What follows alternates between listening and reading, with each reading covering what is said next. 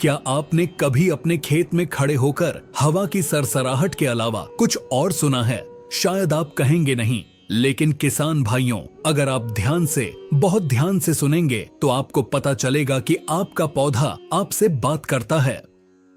वह आपसे शिकायत करता है, वह आपसे मांग करता है। कभी वह कहता है कि मालिक मुझे भूख लगी है, कभी कहता है मेरी जड़ें कमजोर हो रही हैं, तो कभी चिल्लाता है कि मुझे बचा लो, मैं बीमार हूँ। अक्सर हमारे किसान भाई क्या करते हैं, दुकान पर जाते हैं और दुकानदार अपनी कमाई के चक्कर में जो भी महंगी शीशी या थैला थमा देता है, हम उसे लाकर खेत में डाल देते हैं। नतीजा क्या होता है? आपकी जेब खाली होती है, लागत बढ़ती है, लेकिन खेत में सुधार नहीं होता। जानते हैं क्यों? क्योंकि पौधे को बुखार था और आपने उसे पेट दर्द की गोली दे दी। पौधे को जिंक चाहिए था और आपने यूरिया डाल दिया। नमस्कार किसान भाइयों, स्वागत है आपके अपने सबसे भरोसेमंद चैनल टेक्निकल एग्रीकल्चर पर। आज का यह वीडियो साधारण वीडियो नहीं है। यह YouTube के इतिहास का खेती किसानी पर सबसे गहरा और सबसे विस्तृत वीडियो होने वाला है। हम आपको कोई प्रोडक्ट नहीं बेचेंगे, बल्कि आज हम आपको खुद एक डॉक्टर बनाएंगे। तो इस वीडियो में हम खेती के उस विज्ञान को खोल कर रख देंगे जिसे वैज्ञानिक बड़ी बड़ी प्रयोगशालाओं में समझते हैं। लेकिन हम यह सब इतनी सरल भाषा में बात करेंगे कि एक अनपढ़ किसान भी अपने खेत का वैज्ञानिक बन जाएगा। आज हम पौधे के शरीर का पूरा भूगोल समझेंगे। हम जानेंगे कि पत्ती के किस हिस्से में पीलापन आने का क्या मतलब है। हम 17 पोषक तत्वों की कुंडली खोलेंगे। तो अगर आप खेती में गंभीर हैं और अपनी लागत घटाकर पैदावार बढ़ाना चाहते हैं, तो यह वीडियो अंत तक बिना एक सेकंड छोड़े सुनिएगा। चलिए इस सफर की शुरुआत करते हैं। किसान भाइयों, सबसे पहले हमें पौधों के बोलने की भाषा यानी उनके संकेतों को समझने का एक मूल मंत्र, एक बेसिक नियम समझना होगा। अगर आपने यह नियम समझ लिया तो आप कभी धोखा नहीं खाएंगे। पौधे के अंदर पोषक तत्व दो तरह से काम करते हैं। एक वो होते हैं जो पौधे के अंदर बहुत फुर्तीले होते हैं, यानी चलने फिरने वाले तत्व, और दूसरे वो होते हैं जो सुस्त होते हैं, यानी एक जगह टिके रहने वाले तत्व। विज्ञान की भाषा में इसे मोबाइल और इमोबाइल न्यूट्रिएंट्स कहते हैं। अब इसे ऐसे समझिए, मान लीजिए एक घर में खाने की कमी हो गई है। घर में बुजुर्ग हैं, पुरानी पत्तियां, और बच्चे हैं, नई पत्तियां। अगर घर का मुखिया समझदार है तो वह क्या करेगा? वह अपनी थाली का खाना बच्चों को दे देगा ताकि बच्चों का विकास न रुके। पौधा भी बिल्कुल यही करता है। नाइट्रोजन, फास्फोरस और पोटाश, ये तीनों पौधे के अंदर दौड़ डेज भाग कर सकते हैं।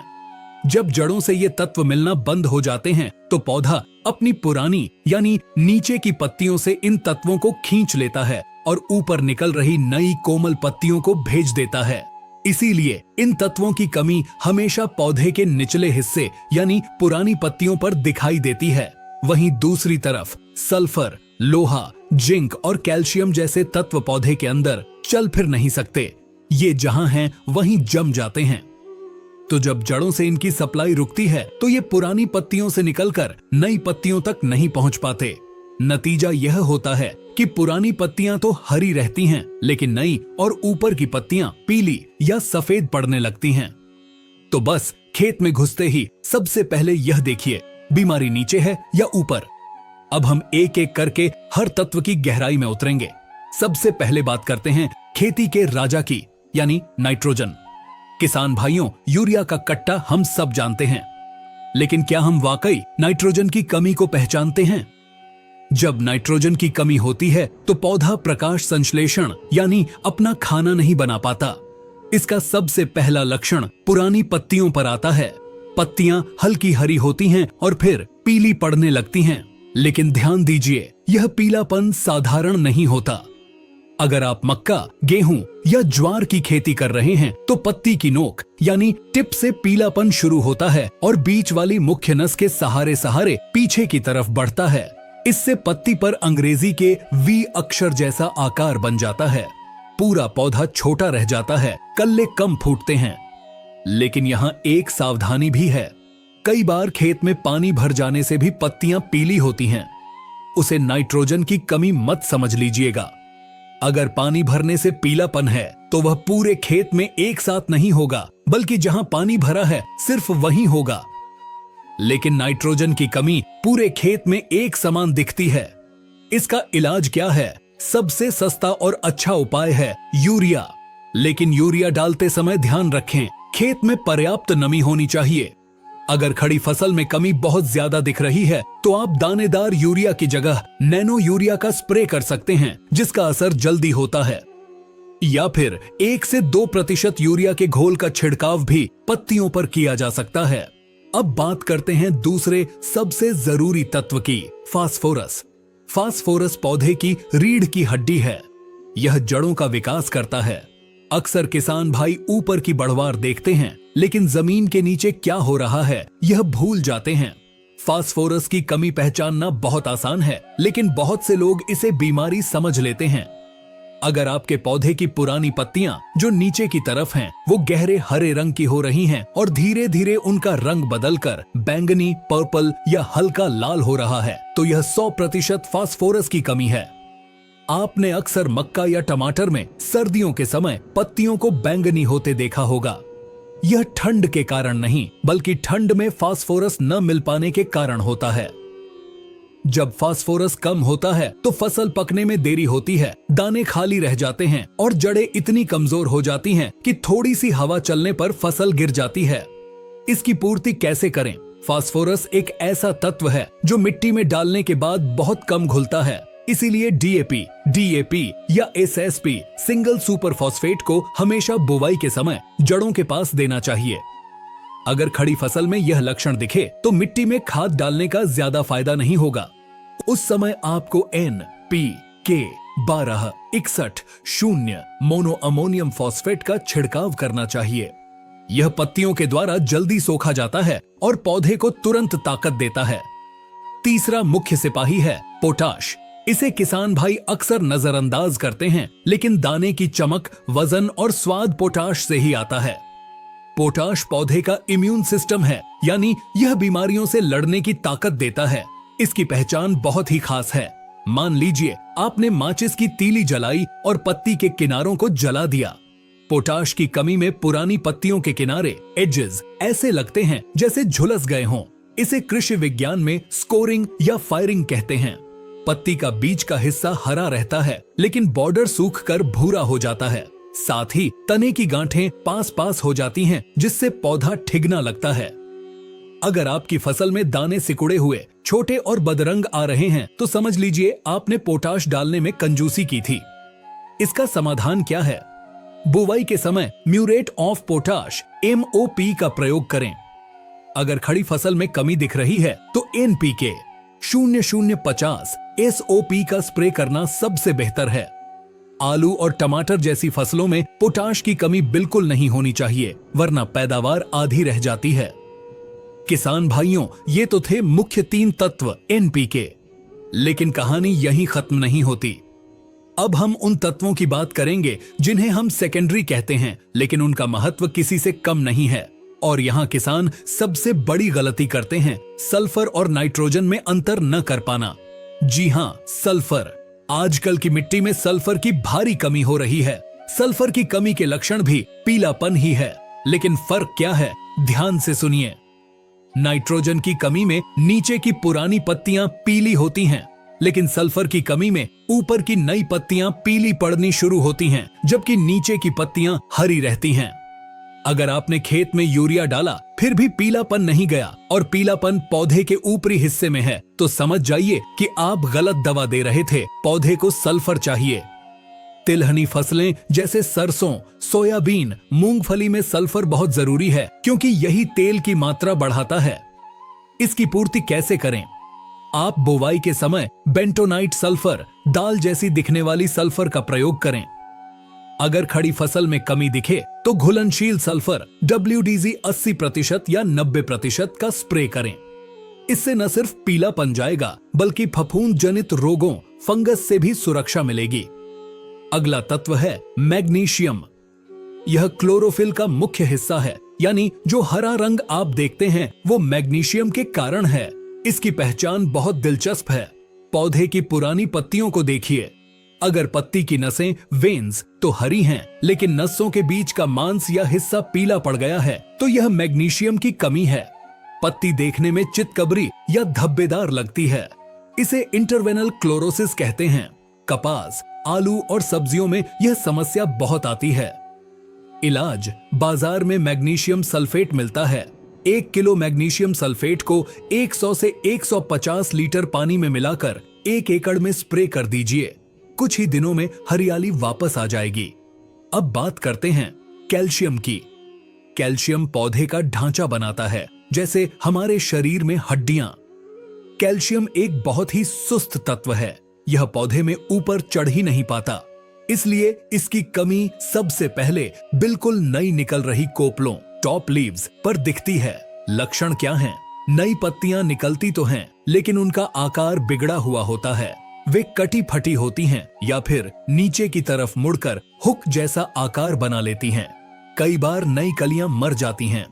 अगर आपके टमाटर या तरबूज के फल नीचे से काले पड़कर सड़ रहे हैं, ब्लॉसम एंड रॉट, तो वह कोई बीमारी नहीं, कैल्शियम की कमी है। समाधान, कैल्शियम नाइट्रेट खाद का प्रयोग करें, लेकिन सावधान किसान भाइयों, कभी भी कैल्शियम नाइट्रेट को फास्फोरस वाली खाद जैसे डीएपी, एनपीके के साथ मिलाकर न डालें। ये दोनों आपस में मिलकर पत्थर बन जाते हैं और पौधे को कुछ नहीं मिलता। कैल्शियम को हमेशा अलग से दें। अब हम उस हिस्से में प्रवेश कर रहे हैं जो भारतीय मिट्टी की सबसे बड़ी समस्या है, सूक्ष्म पोषक तत्व, माइक्रोन्यूट्रिएंट्स। ये चाहिए तो सुई की नोक बराबर, लेकिन अगर ये न मिले तो पूरी फसल बर्बाद। इसमें सबसे पहला नाम है जिंक। आजकल लगभग हर मिट्टी जांच में जिंक की कमी निकलती है। जिंक की कमी के लक्षण पौधे के बीच वाले हिस्से या नई पत्तियों पर दिखते हैं। पत्तियों पर जंग, रस्ट लगे जैसे भूरे या लाल काले धब्बे पड़ जाते हैं। धान की फसल में आपने खैरा रोग सुना होगा, जिसमें पत्तियां लाल होकर सूखने लगती हैं, वह जिंक की कमी ही है। जिंक की कमी से पौधों की पोरियां, नोड्स छोटी रह जाती हैं, पत्तियां गुच्छे में निकलती हैं, रोसेट फॉर्मेशन, और पत्ती का आकार छोटा हो जाता है। मक्का में तो नई पत्तियां सफेद या बहुत हल्के पीले रंग की निकलने लगती हैं, जिसे व्हाइट बर्ड कहते हैं। इलाज, जिंक सल्फेट का प्रयोग करें। बाजार में 33% और 21% वाला जिंक मिलता है। इसे बुवाई के समय मिट्टी में मिलाना सबसे अच्छा है। अगर खड़ी फसल में देना है तो चिलेटेड जिंक 12% का स्प्रे करें, यह बहुत तेजी से असर करता है। ध्यान रहे, जिंक और डीएपी को कभी एक साथ मिलाकर खेत में न फेंके। अगला तत्व है लोहा यानी आयरन। अगर आप गन्ने, मूंगफली या धान की खेती करते हैं तो आपने यह जरूर देखा होगा। आयरन की कमी में पौधे के सबसे ऊपरी भाग की नई पत्तियां एकदम सफेद या कागज जैसी पीली निकलती हैं, लेकिन ध्यान से देखने पर पता चलेगा कि उनकी बारीक नसें अभी भी हरी हैं। अगर कमी बहुत ज्यादा हो जाए तो पूरी पत्ती सफेद होकर जलने लगती है। यह समस्या उन खेतों में ज्यादा आती है जहां मिट्टी में चूना ज्यादा है या पानी खारा है। समाधान, मिट्टी में आयरन डालने से फायदा कम होता है, क्योंकि यह मिट्टी में जाकर फिक्स हो जाता है। इसलिए हमेशा फेरस सल्फेट का छिड़काव करें। इसमें थोड़ा सा नींबू का साइट्रिक एसिड मिलाने से रिजल्ट और शानदार मिलता है। एक और बहुत महत्वपूर्ण तत्व है बोरॉन। अगर आप फल और सब्जी उगाते हैं तो बोरॉन आपके लिए वरदान है। बोरॉन की कमी पत्तियों पर कम और फलों पर ज्यादा दिखती है। लक्षण देखिए, तना मोटा और सख्त हो जाता है, कभी कभी फट जाता है। फूल बहुत आते हैं लेकिन फल बनने से पहले ही झड़ जाते हैं। फ्लावर ड्रॉप, फल बनते हैं तो टेढ़े मेढ़े हो जाते हैं या फट जाते हैं। अंगूर में छोटे बड़े दाने बनना, हेन एंड चिकन डिसऑर्डर या फूल गोभी का तना अंदर से खोखला होना, ये सब बोरॉन की चीख पुकार है।